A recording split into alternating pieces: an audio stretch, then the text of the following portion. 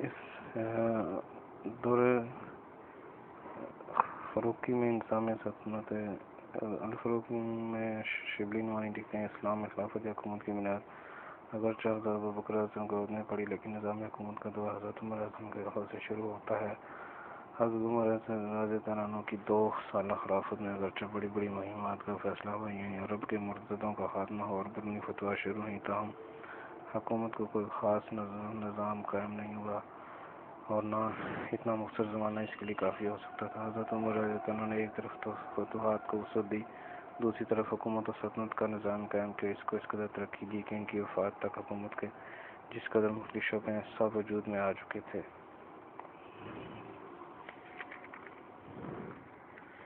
دور فروقی میں حکومت کے 2 بنیادی حصے نظر آتے ہیں، نمبر 1 وفاقی، نمبر 2 صوبائی عہدے۔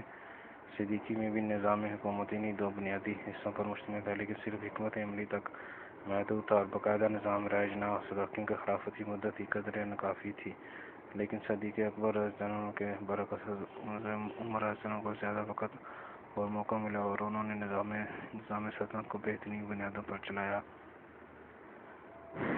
حضرت عمر فاروق رضی اللہ عنہ کے پہلے ہی خطبات خلافت سے ظاہر ہوتا ہے کہ ان کو حکومت میں قرآن سنت کو منشور عین کی حیثیت حاصل تھی۔ آپ رضی اللہ عنہ کا خطبہ دعائیہ انداز کا تھا، جس میں آپ نے تفکر فی القرآن کی دعا مانگی اور یہ بھی فرمایا تھا کہ سرب کی مثال ایک اونٹ کی سی ہے جسے عہد فروقی میں نہ خود حضرت عمر رضی اللہ عنہ بھی اور ان کے اعمال بھی احکامات قرآنیوں پر سختی سے کاربند رہے، کیونکہ حضرت عمر رضی اللہ عنہ پہلے ہی خطبوں میں قرآن کو عین کی حیثیت سے واضح کرتے رہے ہوئے اس بات کی اہمیت ہر کسی کے دل پر ثبت کرتی تھی۔ خلیفہ کی حیثیت حدیث نبی صلی اللہ علیہ وسلم ہے کہ سید یعنی خلیفہ یا سردار یا حاکم اپنی قوم کا خادم ہوتا ہے۔ اپنے عہد خلافت میں حضرت عمر رضی اللہ عنہ کی حیثیت متولی اور شہادت بند کی تھی اور خود بھی اکثر اس بات کا اظہار کرتے ہوئے فرمایا کرتے تھے، مجھے بیت المال سے اتنا ہی لینے کا حق ہے جتنا کہ متولی کو یتیم کے مال سے ہوتا ہے۔ کتاب الخراج میں امام ابو یوسف لکھتے ہیں، حضرت عمر رضی اللہ عنہ فرمایا کرتے تھے، میرا تمہارے اوپر حقوق ہیں اور تمہارے بھی مجھ پر حقوق ہیں، تم اپنے حقوق کے بارے میں مجھ سے محاسبہ کیا کرو۔ اسی طرح فرمایا، بیت المال خلاف وقوع طریقوں سے نہ تو اکٹھا کیا جائے اور نہ استعمال کیا جائے۔ میرا فرض ہے تمہاری معیشت آسان کرنے کے لیے تمہارے روزینے بڑھاؤ اور تمہاری سرحدوں کی حفاظت کا اہتمام کرو۔ کتاب الخروج میں وہ واقعہ مذکور ہے، ایک مرتبہ عام خطبہ کے دوران کسی نے ٹوکا اور کہا، اتقِ یا عمر رضی اللہ عنہ۔ صحابہ نے ٹوکا تو آپ رضی اللہ عنہ نے منع فرمایا اور کہا، اسے نہ روکو، اگر یہ لوگ مجھے سن سکتے ہیں تو مجھے بھی ان کی بات سننی چاہیے، کہنے دو۔ مسجد نبوی میں باقاعدہ ایک مرکزی دفتر تھا جس میں سرکاری خطوط اور فرامین کا سارا ریکارڈ محفوظ رکھا جاتا تھا۔ اعمال کی تقرری اور معزولی کے پروانے یہیں سے سرکاری مہر لگانے کے بعد جاری کیے جاتے تھے۔ اس کے علاوہ ہر سال جو وفود مرکز سے دارالخلافہ میں آتے ان کے خطوط اور دیگر فرامین بھی یہیں سے جاری ہوتے تھے۔ عبداللہ بن ارقم اس کے انچارج مقرر کیے گئے۔ کنز المال میں طبقات ابن سعد کے حوالہ سے فروقی مجلس شورا کے ان افراد کے نام گنائے، حضرت عثمان، حضرت علی، حضرت عبدالرحمن بن عوف، معاذ بن جبل، ابی بن کعب اور زید بن ثابت۔ باقی مورخین مجلس شورا کی ارکان کی تعداد میں اختلاف کیا ہے اور اکثر کے نزدیک 8 ممبران مجلس شورا میں شامل تھے۔ ابن جریر لکھتے ہیں، فروقی دور میں کوئی اہم کام بغیر شورا کے انجام نہیں پاتا تھا۔ تاریخ کبری میں ہے کہ مجلس شورا کے انعقاد کا یہ طریقہ تھا کہ پہلے ایک منادی اعلان کرتا تھا، صلاۃ جامعہ، یعنی جب لوگ نماز کے لیے جمع ہو جائیں۔ جب لوگ جمع ہو جاتے تو حضرت عمر رضی اللہ عنہ مسجد نبوی میں جا کر 2 رکعت نماز پڑھتے تھے اور نماز کے بعد ممبر پر چڑھ کر خطبہ دیتے تھے اور بیعت طلب امر پیش کیا جاتا تھا۔ مجلس شورا کے علاوہ عام رائے کو انتظامی امور میں مداخلت حاصل تھی۔ صوبہ جات اور اضلاع کے حاکم اکثر رائے کی مرضی سے مقرر کیے جاتے تھے۔ حضرت عمر رضی اللہ عنہ کی حکومت میں ہر شخص کو نہایت آزادی کے ساتھ اپنا نقطہ نظر مشورہ دینے کا موقع حاصل تھا۔ الفروق میں شبلی لکھتے ہیں، مجلس شورا کا انعقاد اور اہل رائے کی شہادت استحسان اور تبرہ کے طور پر نہ تھی۔ حضرت عمر رضی اللہ عنہ نے خود مختلف مواقعوں پر صاف صاف فرما دیا تھا کہ مشورے کے بغیر خلافت سرے سے جائز ہی نہیں۔ کنز المال میں ان کے خاص الفاظ بھی تحریر ہیں۔ دور فروقی اور عہد خلافت میں صوبوں کی تعداد و تقسیم کے حوالے سے مورخین میں اختلاف پایا جاتا ہے۔ تاریخ یعقوبی میں 78 صوبے لکھے ہیں اور لکھا ہے کہ یہ انتظام حضرت عمر رضی اللہ عنہ نے 20 ہجری میں کیا تھا۔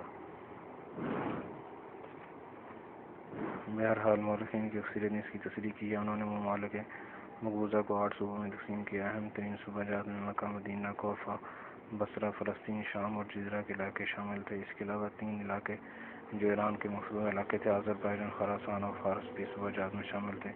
محض انتظامات سلطنت میں آسانی کے لیے صوبہ جات کی تقسیم عمل میں لائی گئی۔ ان تمام صوبوں میں اعمال کی تقرری کے احکامات مرکزی حکومت سے جاری ہوئے تھے۔ تاریخ طبری میں ہر صوبے میں 6 بڑے عہدے ہوتے تھے۔ اس دور میں صوبہ کو ولایت کہا جاتا تھا، اس لیے ہر صوبہ کا سب سے بڑا عہدہ والی کا تھا۔ ہر ولایت پر ایک والی امیر مقرر ہوتا تھا۔ نمبر 2 کاتب، نمبر 3 صاحب الخراج۔ کاتب، نمبر 4 کاتب دیوان۔ یہ اصطلاحی طریقی کتابوں میں موجود ہے۔ اس بارے میں 2 تاثر ملتے ہیں۔ یہ کاتب فوج کے حوالے سے تمام مالیات کا حساب کتاب رکھنے والا تھا، لیکن واقعہ یہ ہے کہ حضرت عمر رضی اللہ عنہ نے ایک ایسا عہدہ مقرر کیا جو فوج میں مالیات، رسد، اسلحہ کا حساب کتاب رکھنے کے لیے کام کرتا تھا۔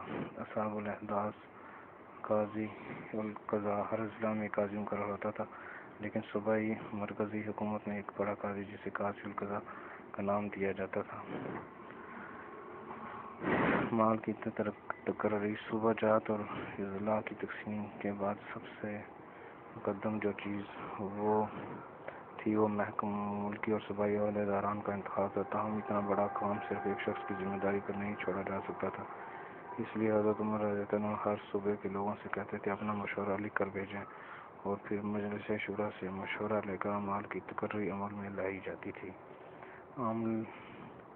طبری میں ہے عاملوں کی تقرری کے بعد ایک فرمان جاری ہوتا تھا جس میں اس کے عہدہ اور حقوق فرائض کے علاوہ اختیارات کے بارے میں بھی بتایا جاتا تھا۔ یہ فرمان مجمع عام میں بھی پڑھا جاتا تھا۔ عاملوں سے چند باتوں کا عہد لیا جاتا تھا۔ کتاب الخروج میں ہر عامل سے ایک عہد پر دستخط کروایا جاتا کہ اسے حسب ذیل باتوں پر عہد لیا جاتا تھا۔ نمبر 1 ترکی گھوڑے پر سواری نہیں کرے گا، چھنا ہوا آٹا نہیں کھائے گا، دروازے پر دربان نہیں رکھے گا، اہل حاجت کے لیے دروازہ ہمیشہ کے لیے کھلا رکھے گا، باریک یعنی قیمتی کپڑے نہیں پہنے گا۔ عاملوں کے فتوح البلدان میں علامہ بلازاری لکھتے ہیں، جس وقت کوئی عامل مقرر ہوتا تھا اس کے پاس جس قدر مال و اسباب ہوتا تھا اس کی مفصل فہرست تیار کر محفوظ رکھی جاتی تھی، اور اگر عامل کی تقرری کے بعد مالی حالت میں غیر معمولی ترقی ہوتی تھی تو اس سے معاوضہ کیا جاتا تھا۔ اس کے علاوہ باقاعدہ ایک احتساب نظام تھا جس کے تحت ہر عامل کا احتساب کیا جاتا تھا۔ عامل کے ضروری تھا کہ وہ لوگوں کی درخواستیں سنے۔ تاریخ طبری میں ہے تمام اعمال کو حکم تھا کہ ہر سال حج کے زمانوں میں مکہ حاضر حج کی تقریب میں سے پہلے تمام اطراف کے لوگ موجود ہوتے تھے۔ حضرت عمر رضی اللہ عنہ کھڑے ہو کر باعلان کہتے تھے جس کسی کو اسی عمل سے شکایت ہو تو پیش کرے۔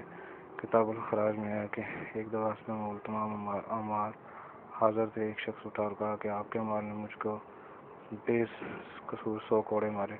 حضرت عمر رضی اللہ عنہ نے مستغیث کو حکم دیا کہ وہی مجمع عام میں عامل کو 100 کوڑے لگاوے۔ عمرو بن العاص نے کھڑے ہو کر کہا یہ امر اعمال پر گراں ہوگا۔ حضرت عمر رضی اللہ عنہ نے فرمایا میں فیصلہ کر چکا ہوں اور یہی ہوگا۔ عمرو بن العاص نے منت کر کے مستغیث کو ان کی شرط پر راضی کیا کہ ایک کوڑے کے بدلے میں 2 اشرفیاں لے کر اپنے حق سے باز رہے۔ اعمال کا احتساب اور خصوصی عہدہ۔ اسد الغابہ کے حوالہ سے شبلی فروق میں لکھتے ہیں کہ وقتاً فوقتاً اعمال کی جو شکایتیں پیش ہوتی تھیں ان کی تحقیقات کے لیے خاص عہدہ قائم کیا جس پر محمد بن مسلمہ انصاری مامور تھے۔ انہی نے اس تحقیقاتی کمیشن کا انچارج بنایا۔ اسد الغابہ تذکرہ محمد بن سلمہ میں ہے، یہ بزرگ اکابر صحابہ میں سے تھے، تمام غزوات میں رسول اللہ صلی اللہ علیہ وسلم کے ہم رکاب رہے۔ ایک دفعہ رسول اللہ صلی اللہ علیہ وسلم ایک مہم پر تشریف لے گئے تو ان کو مدینہ میں اپنا نائب مقرر کر گئے۔ ان وجوہ سے حضرت عمر رضی اللہ عنہ نے ایسے بڑے کام کے لیے ان کو منتخب کیا۔ جب کسی عامل کی شکایت آتی تھی تو یہ تحقیقات پر مبنی ہوتے تھے۔ طبری نے مختلف مقامات پر تصریح کی ہے۔ محمد بن مسلمہ اعمال کی تحقیقات پر ماور تھے۔ کتاب الخراج میں عامل مصر کا واقعہ مذکورہ ہے۔ ایک مرتبہ حضرت عمر رضی اللہ عنہ کو شکایت ملی کہ عامل مصر بن ایاز بن آنم بڑی کپڑے پہنتا ہے اور اس کے دروازے پر دربار مقرر ہے۔ حضرت عمر رضی اللہ عنہ نے محمد بن سلمہ کو تحقیقات کے لیے بھیجا۔ انہوں نے وہاں پہنچ کر دیکھا کہ تو واقعی معاملہ درست نکلا۔ وہ عمل کسی ہیئت میں ساتھ لے کر مدینہ آئے۔ حضرت عمر رضی اللہ عنہ نے بڑی کرتا اتروا کر کمبل کا کرتا پہنایا اور بکریوں کا غلہ منگوا کر حکم دیا کہ جنگل میں لے کر جا کر انہیں چراؤ۔ تمہارے باپ کا نام غنم اسی وجہ سے پڑا ہے کہ وہ بہت زیادہ بکریاں چرایا کرتا تھا۔ اسی طرح گورنر کوفہ سعد بن ابی وقاص کے بارے میں خبر ملی۔ انہوں نے محل نما گھر کے آگے برآمدہ ڈیوڑی بنا رکھی ہے جس سے اہل حاجت کا رکاو ہوتا ہے۔ عمر رضی اللہ عنہ نے جو مسلمہ کو مأمور کیا کہ جا کر اس ڈیوڑی کو نظر آتش کر دیا جائے۔ بیت المال محکمہ مالیات کا سب سے اہم عنصر بیت المال تھا۔ دور صدیقی میں بیت المال کے لیے کمرہ بنایا گیا لیکن ان کے استعمال کی نوبت نہ آتی تھی۔ صدیقے پر محاصر سے جو بچ رہتا فوراً غریبوں میں جمع کر دیتے تھے۔ تبری میں ہے عبداللہ بن ارقم مرکزی بیت المال کے انچارج تھے جو نہایت معزز صحابی و دیانتدار شخص تھے۔ ان کی امانت و دیانت ہر طرح قطعی مسلمہ ثبوت تھی۔ سب سے پہلے دارالخلافہ مدینہ میں بیت المال قائم کیا۔ اس کے بعد دیگر صوبوں میں بیت المال کے شاندار اور مستحکم عمارتیں بنائی۔ ان میں سے اکثر مساجد سے ملحق تھیں۔ تمام صوبہ جات اور صدر مقامات میں بیت المال قائم کیے۔ اگرچہ وہاں کے حکام کو ان کے متعلق ہر قسم کے اختیارات حاصل ہوتے تھے لیکن بیت المال بالکل الگ ہوتا تھا اور اس کے افسر جداگانہ ہوتے تھے۔ بیت المال کا استعمال صوبوں اور ضلعوں میں جو خزانے تھے ان کا یہ انتظام تھا کہ جس قدر رقم وہاں کے ہر قسم کے مصارف کے لیے ضروری ہوتی رکھ لی جاتی تھی، باقی صدر خزانہ یعنی مرکزی بیت المال مدینہ میں بھیج دی جاتی تھی۔ مورخ یعقوبی لکھتے ہیں دارالخلافہ کے خزانہ سے خاص دارالخلافہ کے باشندوں کی جو تنخواہیں وظائف میں مقرر تھے اس کی تعداد 3 کروڑ سالانہ تھی۔ محکمہ مالیات کا دوسرا اہم عنصر محاصل تھا۔ حضرت عمر رضی اللہ عنہ نے نظام محاصل کی اصلاح کی جس کے نتیجہ میں محاصل کی سالانہ آمدن میں بے پناہ اضافہ ہوا۔ عراق کی ساری زمین کی پیمائش کروائی، سرنو لگان کی شرح کا تعین کیا، محاصل کی اصلاح اور عراق سے 10 کروڑ درہم سالانہ مالیہ ان کے عہد میں جمع ہونے لگا تھا۔ عراق کے سوا آپ رضی اللہ عنہ نے کسی اور صوبے کی پیمائش نہیں کی بلکہ جیسے پہلے بندوبست تھا اسی پر قائم رکھا، البتہ اعمال کو تقییدی احکامات بھیجا کرتے تھے۔ شبلی نعمانی لکھتے ہیں خراج کا طریقہ عرب میں حضرت عمر رضی اللہ عنہ نے ایجاد کیا۔ حضرت ابوبکر رضی اللہ عنہ کے عہد میں عراق کے کچھ حصے فتح ہوئے لیکن خراج وغیرہ کا اہتمام نہ ہوا تھا۔ حضرت عمر رضی اللہ عنہ کو جب جنگی مہمات کی طرف سے فی الجملہ اطمینان ہوا تو حضرت عمر رضی اللہ عنہ نے خراج کی نظم و نسق کی طرف توجہ کی۔ مفتوحہ علاقوں میں خراج کا بندوبست کیا، چنانچہ بندوبست کے دوسرے ہی سال خراج کی مقدار 8 کروڑ سے 10 کروڑ 20 ہزار درہم تک پہنچ گئی۔ مورخین لکھتے ہیں حضرت عمر رضی اللہ عنہ کے زمانے میں جس قدر خراج وصول ہوا زمانہ محمد میں کبھی نہیں ہوا۔ عشور ایک خاص ٹیکس جو حضرت عمر رضی اللہ عنہ کی ایجاد ہے جس کی ابتدا یوں ہوئی کہ مسلمان جو غیر ملکوں میں تجارت کے جاتے تھے ان سے وہاں کے دستور کے مطابق مال تجارت پر 10% ٹیکس لیا جاتا تھا۔ ابو اشعری نے حضرت عمر رضی اللہ عنہ کو اس واقعے کی اطلاع دی۔ حضرت عمر رضی اللہ عنہ نے حکم دیا کہ ان ملکوں کے جو تاجر ملک میں آئیں ان سے بھی اسی قدر محصول لیا جائے۔ حریبوں سے 10%، زمین سے 5%، مسلمانوں سے 2.5% عشر کا ٹیکس لیا جاتا تھا۔ رفتہ رفتہ حضرت عمر رضی اللہ عنہ نے تمام ممالک مفتوحہ میں یہ قاعدہ جاری کر کے ایک خاص محکمہ قائم کر دیا جس سے بہت بڑی آمدنی ہو گئی۔ جاگیرداری کا خاتمہ۔ شبلی نعمانی لکھتے ہیں کہ سب سے بڑا انقلاب جو عمر رضی اللہ عنہ نے اس سیغے میں کیا تھا یہ تھا کہ ذمہ داری اور ملکیت زمین کا جو قدیم جاگیردارانہ اور جابرانہ قانون تھا مٹا دیا۔ رومیوں نے جب شام اور مصر پر قبضہ کیا تو تمام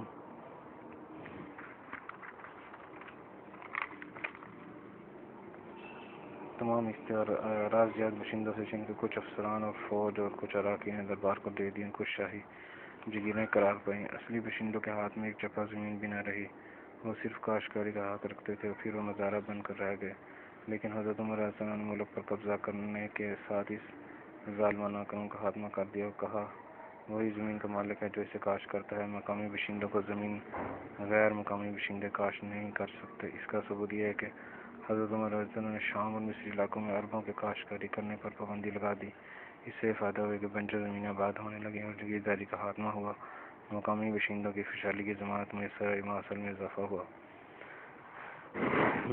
محکمہ آبپاشی کی کتاب الخروج میں ہے کہ حضرت عمر رضی اللہ عنہ نے تمام ممالک مختومہ میں نہریں جاری کیں اور بند باندھے تالاب تیار کرائے، پانی کی تقسیم کرنے کے دہانے بنائے، نہروں کے شعبے نکالنے اور اس قسم کے کاموں کا ایک بڑا محکمہ قائم کیا۔ علامہ مقرضی نے لکھا ہے، خاص مصر میں 1,20,000 مزدور روزانہ سال بھر اس کام میں لگے رہتے تھے اور یہ تمام مصارف بیت المال سے ادا کیے جاتے۔ زراعت میں ترقی۔ حضرت عمر رضی اللہ عنہ نے ان تمام ارضیات کی جو شاہی جاگیریں تھیں یا جن پر رومی افسر قابض تھے، باشندگان ملک کے حوالے کر دی۔ ان اقدامات سے ایک تو حضرت عمر رضی اللہ عنہ نے عدل و انصاف کا نمونہ قائم کیا، دوسری طرف زراعت اور آبادی کو ان سے نہایت ترقی ہوئی، اس لیے کہ اس کے اصلی باشندے جو مدت سے ان کاموں میں مہارت رکھتے تھے، عرب کے خانہ بدوش بدو ان کی برابری نہیں کر سکتے تھے۔ کتاب الخراج میں مذکور ہے، اس واقعے سے اندازہ ہوتا ہے حضرت عمر رضی اللہ عنہ کو زراعت